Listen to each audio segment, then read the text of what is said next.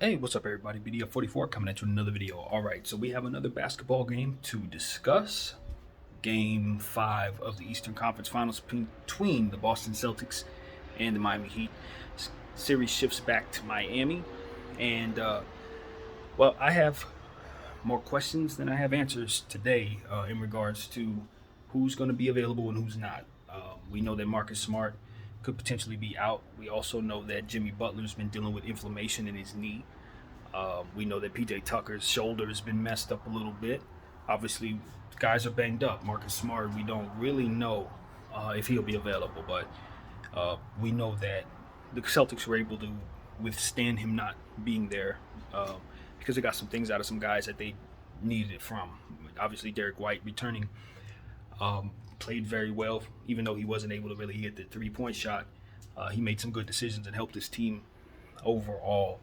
And you like ultimately that they were able to impose their will with the size of Al Horford and Robert Williams, really just crashing the glass and just basically annihilating them in that area.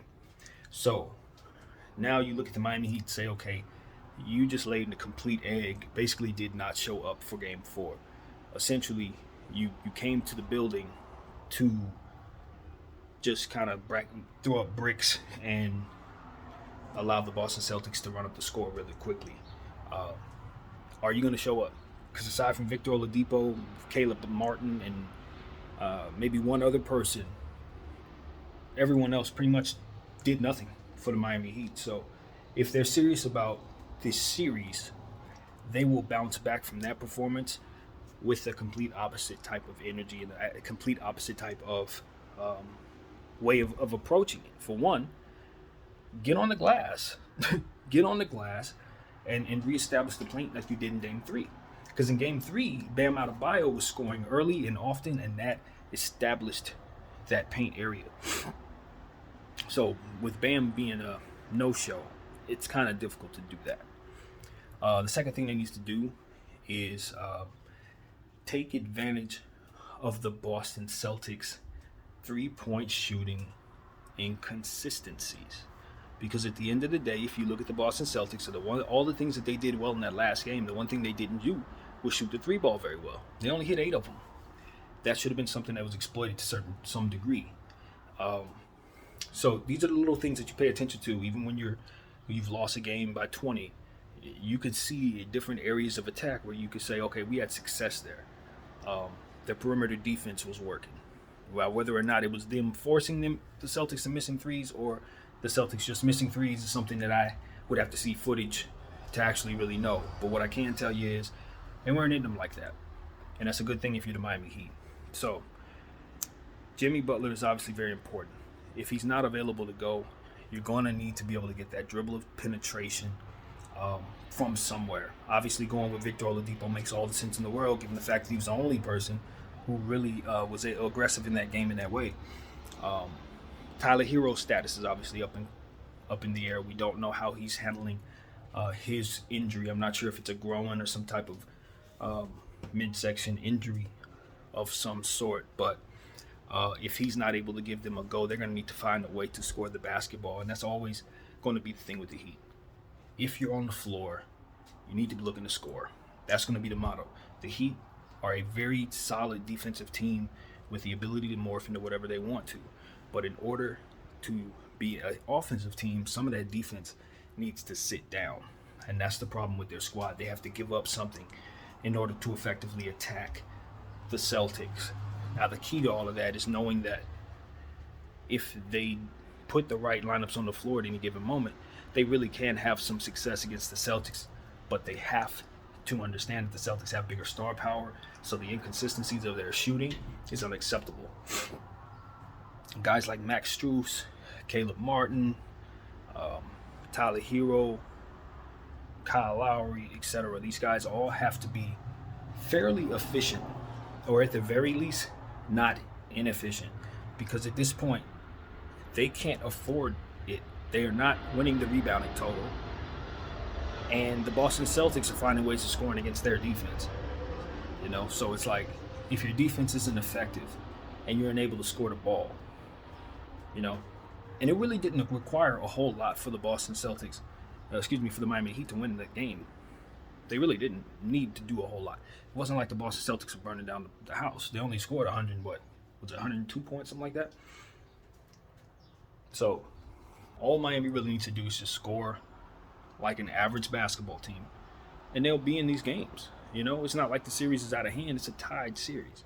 You've already won 2 games, and you won game 3 in a demonstrative fashion, and you won game 1 in demonstrative fashion. So it's rather confusing to me to watch the Miami Heat play the way that they do, in and out, in and out, in and out. But if the trend remains, then obviously you expect them to play well tonight at home. And a lot of that is determined by who plays. I need Kyle Lowry to be more aggressive from behind the arc, as I've said already. I think his playmaking ability is going to help them, but they have scoring issues, and he can score the ball. So that should be something he's looking to do tonight. 5 points, 8 points. That Kyle Lowry can't help the Heat. Can't help the Heat. Especially if Tyler Hero's not out there and Jimmy Butler's not out there. At some point in time, somebody on the Heat team needs to say, yeah, I need to be the guy that steps up, or we're going to lose. And nobody did that but Oladipo. Nobody. So, that's what it comes down to, man. I don't have an answer for why Bam Adebayo is playing so inconsistently. Jimmy Butler, I would say the knee. The knee is why he would walk away from a game like that with 6 points. But even then, it's like, you guys got to find a way to be productive. I'd say a guy like Caleb Martin needs to shoot more in a game like that. It can't just be let's push the ball around. And really, it's even more so a problem because now PJ Tucker, his health is in question as well. So you just see the health of the Miami Heat just kind of deteriorating as the series progresses, as to where the Boston Celtics are able to withstand their injury, and they're just managing their woes in that way much better. So yeah, Miami's lucky to be tied. All things considered, as wildly as the momentum has shifted from one team to the next. At this point, I think it's obviously wearing green, and you don't feel as great about Miami's situation based on that health situation as well as their obvious scoring problem. So, if I said I was certain what's going to happen tonight, I would say that would be a liar. But at the same time, I can honestly tell you that trends have not necessarily told us anything. The one consistency is inconsistency. That's the one consistency. Blowouts has definitely been consistent in this series. And I'm hopeful that we don't get another one. But as I said once before, it looks like the adjustments that these coaches are making is just being wildly successful. They're looking at what's not working and they're patching it up, and it's working. Those patch-ups are working in drastic ways against each team. And someone brought up something I thought was very relevant as well. The fact that these games are being played every other day. It gets to a point where it's harder to fight back in the games once you go down by 15 and you've played every other day throughout these playoffs. Obviously the playoffs are more physical, more stressful, requires more. And you're not giving these guys enough time to rest. So, maybe they want to be competitive and get up for the games, but you're not allowing their bodies enough time to recover. And so I think the greed of this season is controlling these playoffs. The greed of this betting era that we're in, I think, is a reflection, is why we're seeing what we're seeing in these scores, in the scheduling of these games. I think it all has to do with manipulating that circumstance, which can be so very lucrative for so many people. So, it's tough, man. You want to get up here and say, hey, X's and O's, this is what's going to matter, this is what you see. But the reality is, I think the NBA is making sure these games extend for the presence of more money. And I think they've been doing this in the playoffs for many, many years. And sometimes you can look at the evidence and say we're going to see what happens. And other times you can say, yeah, some bullcrap is probably going to happen because of the presence of betting. So I expect more bullcrap, to be honest with you. More ridiculous, lopsided officiating, more lopsided scoring that's highly unpredictable. I really do think that is purposely unpredictable. That's what I'll say. Now, how they're able to manipulate it this way, I don't know. Not quite sure how they're doing it, but the presence of such feels very real to me as I watch these playoffs as closely as I do. So hopefully we can see a good game tonight for a change, and not score manipulation.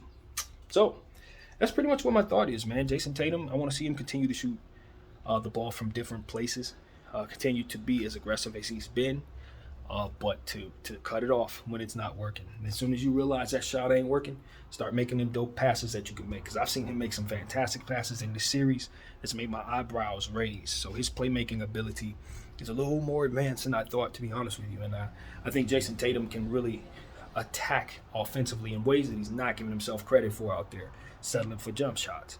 Some of the whip passes I was seeing him make, I'm like, bro, you could do that. The assists definitely increase your overall value, right? Like, you averaging 30 points is great, but you averaging 28 and 8 is way better. Way better. So I would just tell him to keep on looking to grow in that way, man. And also, figure out that turnover situation. Figure that out. From what I understand, he's turned the ball over more than anyone else in these playoffs. I couldn't believe that. And actually, I didn't believe that. But nevertheless, that was a stat that was quoted. So regardless if that's the case or not, he needs to be mindful not to give away the ball. Just, take care of it. Him and Jaylen Brown. We know Jaylen 2 games ago had the 7 turnovers. Also, the whole team was basically turning the ball over left and right. If Miami's going to win this game, it's obviously going to be the same way they did game 3. Defensively. Stealing the ball, just like they did in the first game. I don't know that they're going to have the personnel to do it, obviously, but if they're going to win, it needs to start with the defensive end turning into easy buckets on the offensive end. So the Miami Heat would be wise to just try to keep enough foot speed on the floor to do that. I think Oladipo, like I said, Oladipo is a player I would kind of ride the wave on. He played really well. He's rested for the most part. And I think, given the fact that we saw him score 40 before the season ended, as I've mentioned many times, you can see him having a big game in a situation like this if you continue to ride the wave. Now, if he's going to need some help, obviously, let guys show up with him, and that'll be the really good thing. But, all in all, I wouldn't be hesitant to continue to ride the wave with Oladipo. But at the end of the day, if Bam ain't doing nothing, the Heat ain't going to win. And I'm going to challenge him to continue to try to hit the glass, continue to try to score the basketball, because all that defensive stuff is great, but it's not translating to success right now. You can pride yourself on the defensive end, but if they're just going to beat you anyway, scoring 20 more points than you, what did you really do? What did you really do? I think your best defense in this series is to realize what's missing and provide it. Scoring. It's not just as simple as saying, we play defense, we win. No, you got to fill a hole. That's what the reality is. The reality of your situation is the Boston Celtics are a stronger team than you. They're just stronger, they're bigger, and you're the big Bam. Like, you're the guy who's making it so that they either have an easy time or a tough time. With respect to Dwayne Dedmon, he ain't going to be able to do that. PJ Tucker, we know he's banged up. It's on you. And if you're not able to box out or handle your end of the bargain because you're not being aggressive enough offensively, what good is that going to do? And I'll tell you something else. As hard as you banging up against Robert Williams and Al Horford, the best way to get them off you is to get them in foul trouble. That's the best way to get them boys off you, is to be aggressive offensively. That's it. I was listening to people say he's being bashful against Robert Williams. Why? With respect to Robert Williams, I don't think Bam should be bashful no Robert Williams. I think they're both equal in regards to the defensive end, and Bam has more talent than Robert on the offensive end, which is what we're discussing here. So if for some reason he can't score on Robert Williams, then you need to be passing away from Robert Williams and making sure other people get shots off of you. Inside out. I'm not letting no defensive player scare me, a good offensive player, away from being aggressive. Because that good defense is going to be aggressive, and that aggression can be used against him. Simple as that. Just got to know your strengths. I ain't never going to let nobody stronger than me keep me from doing what I need to do. How do I win? by using my weakness as a strength. I flop. Simple as that. Those are the type of things that Bam needs to do. If you're going up against a guy who's a wily dude who can jump all over the place and block shots and pull down all kinds of boards, and you need to pump fake him and send him into the sky and make him fall on you and get him out of the game. But being timid and not being aggressive because you think he's going to swat your shot every time is a stupid reason, or rather a stupid way of approaching trying to get him off you. Being timid is going to keep him on you. Being aggressive is going to get him off you. So that's what I got to say about that. That's pretty much it, man. If I'm going to guess who's going to win this game, I'm going to roll with the home team in the Miami Heat, because there's just been so much inconsistency. That's the only really thing you can hang your hat on, is the fact that the opposite of what just happened probably will happen, and it'll be a blowout in that way. That's what the evidence tells us. I guess I'll roll with the evidence. So that's what I'm going to say, man. Grant Williams, obviously very important, especially with, the various players that may be missing on both sides.